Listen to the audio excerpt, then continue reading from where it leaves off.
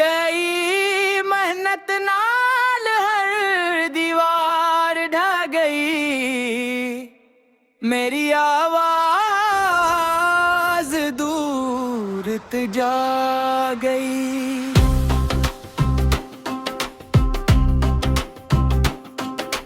पंड दियां गलियां तो चलिया सां, वड्डे वड्डे ख्वाबां नूं फड़िया सां। वक्त ने कई इम्तिहान लिए पर हार दा लफ्ज न पढ़िया सां। दूस थोड़े हौसला डर दिल बचिया किते इरादा कड़ा, जेड़ा भी आया राह रोकण नूं मेहनत ने दिता जवाब बड़ा।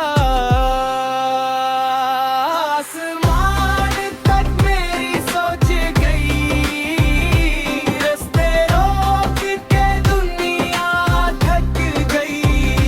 मेहनत नाल हर दीवार ढह गई, मेरी आवाज़ दूर तक जा गई। रातां जाग के सपने सीए, आंखां विच रोशन कल रख लिए। लोग हसदे रहे सफर ते, असी मंजिल दे वल कदम धरिए। मिट्टी दी खुशबू नाल जड़िया अपने सोला उते खड़िया। वक्त बदलिया दिन भी बदले पर दिल कदे ना डरिया।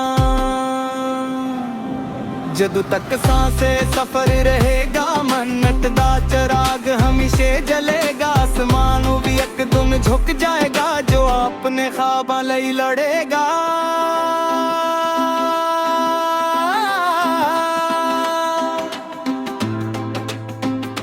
अगर चाहो तो मैं उस